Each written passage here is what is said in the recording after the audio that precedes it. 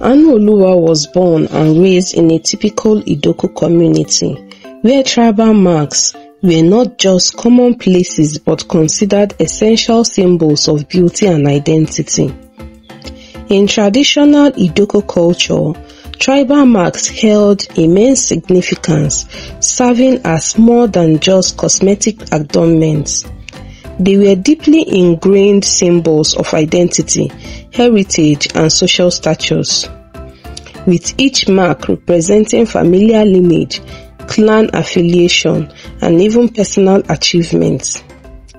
The practice of marking individuals with tribal scars dated back centuries, with historical accounts suggesting its prevalence among various African ethnic groups as a means of identification, initiation, and cultural expression. From a young age, she had been surrounded by individuals proudly displaying their facial markings, each representing their family lineage, social status, and cultural heritage. However, as Anuoluwa matured, she became increasingly curious about the world beyond her village. She began to interact with travelers and missionaries who brought with them new ideas and beliefs, including the teachings of Christianity. Intrigued by these beliefs, she found herself drawn to the principle of love, compassion, and equality preached by the Christian missionaries. As Anuoluwa delved deeper into the teaching of Christianity, she encountered various passages in the Bible that provided insights into the concept of marking one's body. One such verse is Leviticus 19 verse 28, which prohibits the marking of one's body. It reads, "You shall not make any cutting in your flesh for the dead, nor tattoo any part of your body. I am the Lord." This verse, found within the Old Testament of the Bible, was part of the Mosaic law given to the Israelites by God through Moses. It instructed them on various morals, ceremonies, and dietary practices. Among these instructions was the prohibition against cutting or marking one's body, a practice often associated with pagan rituals and mourning customs. Anuoluwa found this prohibition particularly intriguing, as it directly contradicts the cultural norms of her Idoko community, where tribal marks were not just only accepted but celebrated as symbols of beauty and identity. This discovery prompted her to explore further, seeking additional insight and understanding from the Bible. As she continued her study of the scripture, Anuoluwa encountered other verses that emphasized the importance of inner beauty and spiritual transformation over outward adornments. One such verse is found in 1 Peter chapter 3 verse 3 to 4, which states, "Your beauty should not come from outward adornments such as elaborate hairstyles and the wearing of gold jewelry or fine clothes. Rather, it should be that of your inner self, the unfading beauty of gentle and quiet spirits, which is of great worth in God's sight." Over time, Anuoluwa found herself drawn to the teaching of Jesus Christ and the principle of faith and forgiveness. She sought guidance from fellow believers and immersed herself in the study of the Bible, eager to deepen her understanding of Christian doctrines and theology. This made her make a decision not to mark her child as she awaits the arrival of her baby. As the labor pangs grew stronger, the women of the village gathered around, offering words of encouragement and prayers to the ancestors for a safe delivery. Anuoluwa's husband Obatomi paced anxiously outside, his heart pounding with anticipation. Finally, with the cry of a newborn echoing through the room, Oluwatomi made her grand entrance into the world. Her tiny fingers reached out, grasping for her mother's warmth, and her eyes blinked open, revealing a world of wonders. The midwives gently cuddled the baby in her arms, examining her closely. Oluwatomi's skin was unblemished, smooth and flawless, like the petals of a freshly bloomed flower. Anuoluwa, with tears of joy streaming down her cheeks, made a decision that will ripple through the village for years to come. "I will not mark her," she declared, her voice firm with determination. "My daughter's beauty lies not in the pattern etched upon her skin, but in the depths of her soul." This announcement sent murmurs rippling through the room, with the midwives exchanging skeptical glances. Tribal marks had long been considered a rite of passage in their community, a symbol of identity and belonging. To defy these traditions was unheard of, and Anuoluwa knew she would face scrutiny from her peers, especially her husband Obatomi and her mother-in-law. But in the moment, as she cuddled her newborn daughter in her arms, Anuoluwa felt a fierce sense of conviction. She would raise Obatomi to embrace her natural beauty, to be proud of who she was without the need of permanent marking. Obatomi, Anuoluwa's husband, raised in a culture where tribal marks were revealed as badges of honor and symbol of cultural pride, he viewed them as an integral part of their identity and heritage. To him, the decision to forgo tribal mark for their child was not just a matter of personal preferences, but a direct challenge to century-old customs and tradition. In traditional Idoko community, conformity to established customs and traditions was not just encouraged, but enforced, with deviation often met with social stigma, ostracization, or even punishment. As a result, Obatomi's insistence on upholding the practice of tribal marks was not just a personal belief, but also a reflection of his desire to maintain social cohesion and order within their community. He threatens to take another wife if Anuoluwa did not conform to tradition. In a society where polygamy was not uncommon, the prospect of marrying another woman was not just a personal decision, but also a means of asserting his authority and ensuring the continuation of his lineage and cultural legacy. As Anuoluwa continued to stand firm in her decision to forgo tribal marks for her children and resist the pressure from her husband and community, tension within her household began to escalate. Obatomi's mother, aware of her son's frustration and disappointment with Anuoluwa's refusal to conform to tradition, saw an opportunity to intervene and persuaded him to take up a second wife. Understanding the importance of lineage and the continuity within their culture, Obatomi's mother emphasized the societal expectations placed upon him as a man within their community.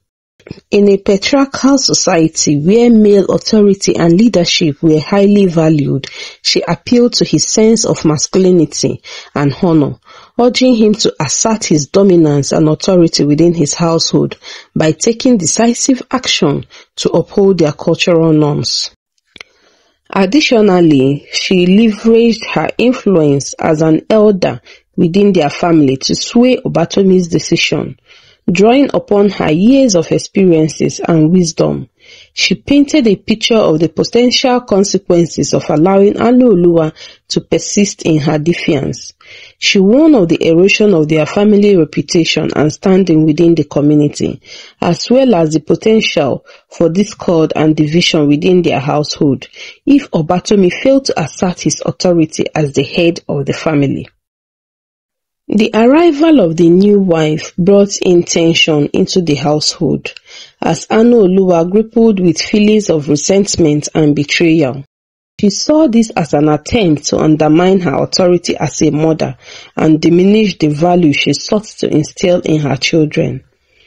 Despite the added strain on her marriage and family dynamic, Anuoluwa remained resolute in her decision to raise her children without tribal marks, emphasizing the importance of embracing their natural beauty The presence of the new wife only served to intensify Anuoluwa's determination to defy societal expectations and challenge the status quo. The second wife had her own children, Eniola and Abike, who she, following their customs, gave tribal marks to.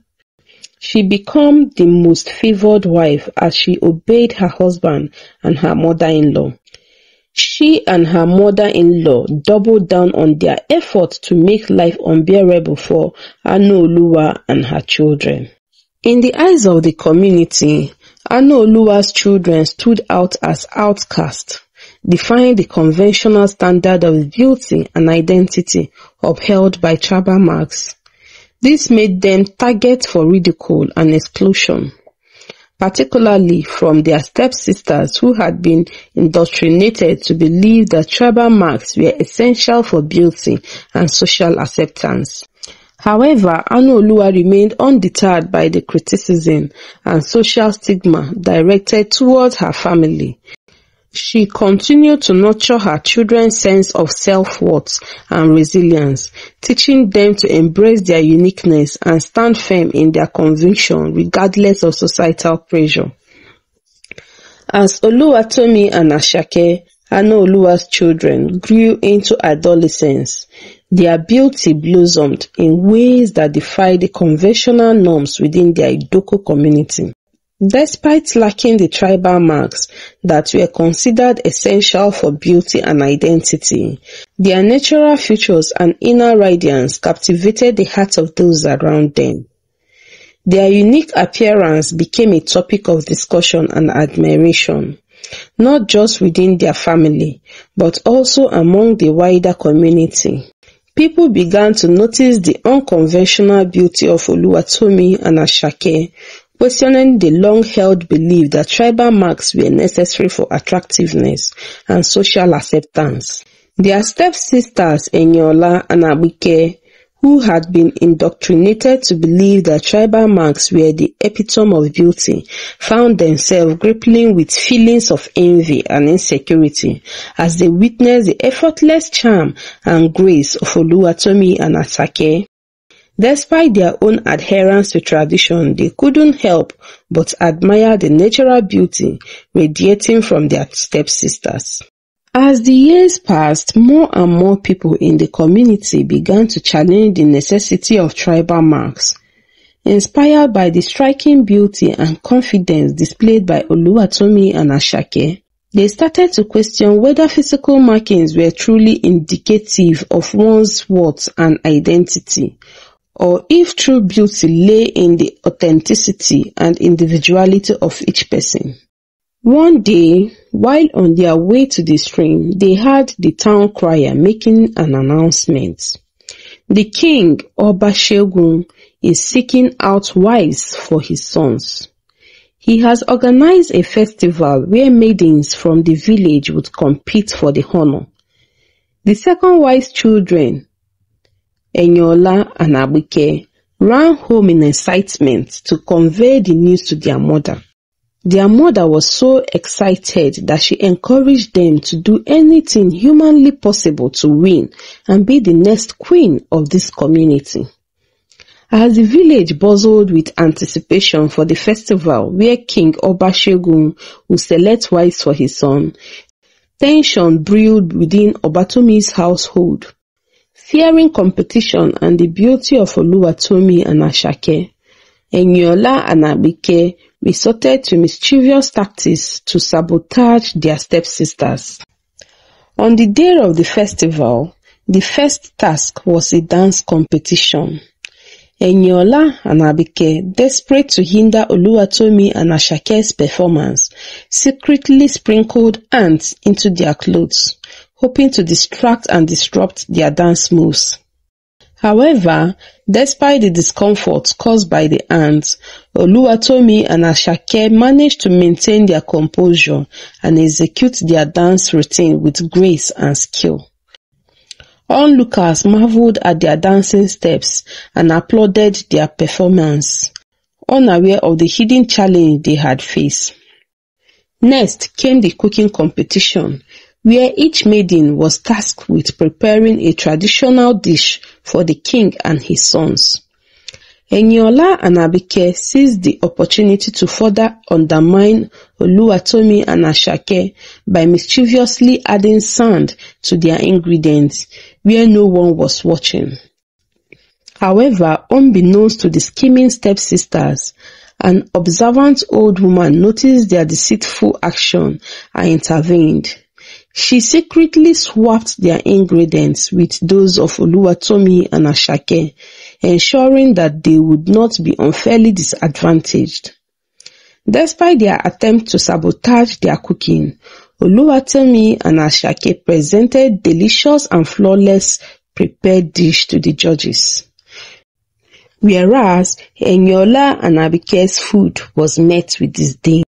Finally, the maidens were judged on their overall appearance and demeanor. Despite the obstacle they had faced throughout the competition, Oluwatomi and Asake, without a doubt, exuded confidence and radiated beauty, captivating the attention of the king, and were selected as the bride of his sons, much to the dismay of Eniola and Abike. After witnessing the exceptional beauty and grace displayed by Oluwatomi and Asake during the competition, the king Obashegun found himself intrigued by the absence of tribal marks on their face. In a culture where such marks were traditionally revealed as symbols of identity and heritage, the king's curiosity was piqued by their unconventional appearance. In order to understand the story behind their unique looks, King Obashegun decided to pay a visit to Obatomi's house. There he engaged in a conversation with Obatomi, Anuoluwa and her daughters. As the king's presence loomed in their humble abode, Obatomi stood dumbfounded, his eyes widening in disbelief at the unexpected visitation. When the king asked of the reason why their children had no tribal markings, Obatomi is left momentarily speechless, his mind racing to comprehend the implication of this unprecedented event. Obatomi, being the head of his household, told the king that it was his wise idea not to mark the children. Fearing that the king would be angry at them, told him of his efforts to persuade her to mark the children, all to no avail.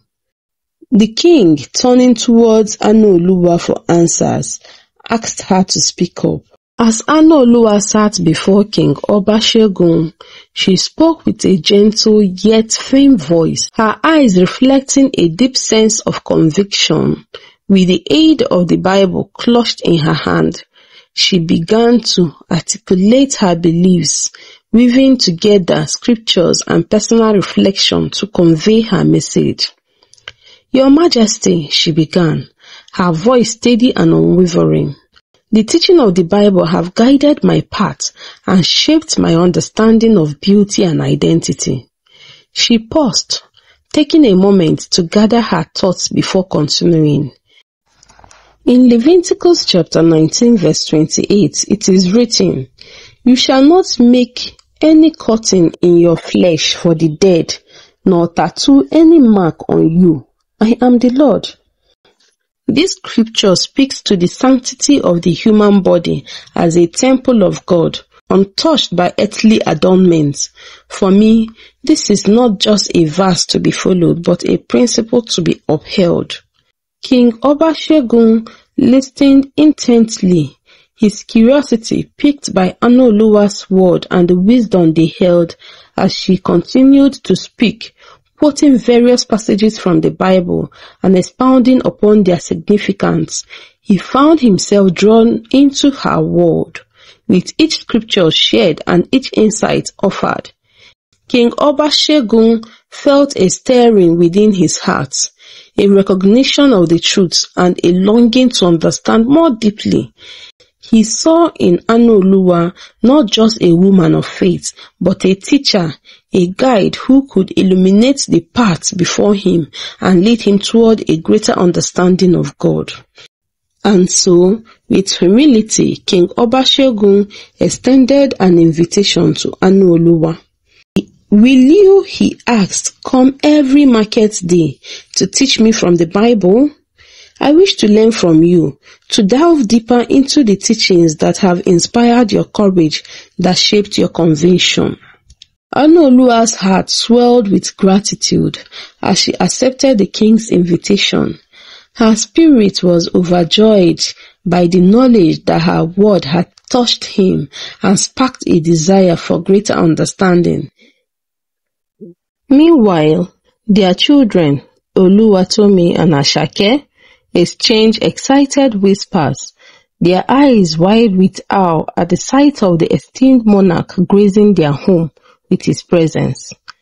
They felt a surge of pride and wonder, their hearts fluttering with the magnitude of the moment, knowing that they will soon be the king's daughter-in-law, in extension, queen of Idoku community.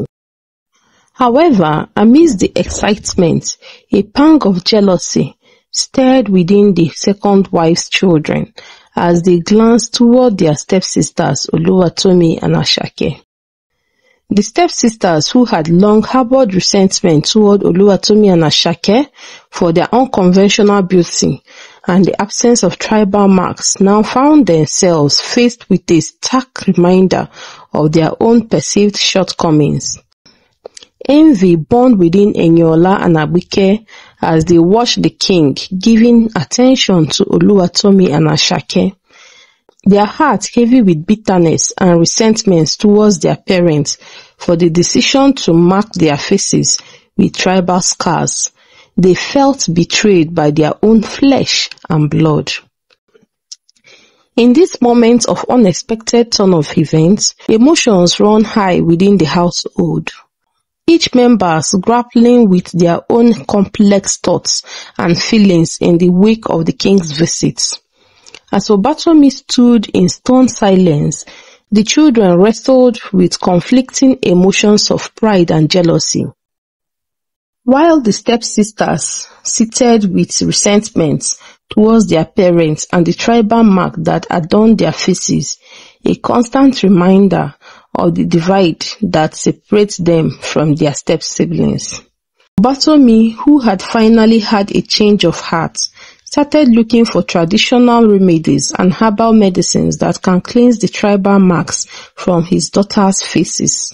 He found a remedy and applied the herbs on Eniola and Abike's tribal marks, gently massaging the soothing ointment into their skin with tender care. As days turned into weeks, the family watched with bated breath as the herbal treatment took effect, gradually fading the once prominent tribal marks and restoring a sense of hope and renewal to Eniola and Abike. Following the transformative events that unfolded in their household, Oluwatomi and Asake found themselves standing side by side, radiating with happiness and anticipation as they exchanged vows of love and commitment before their family, friends, and the esteemed king, Obashegun himself. The wedding ceremony was a testament of Anuoluwa's courageous stand against tradition and her unwavering commitment to her beliefs, which sparked a profound transformation within the community. Her story became a catalyst for change, inspiring others to question the long-held beliefs and embrace their natural beauty and individuality.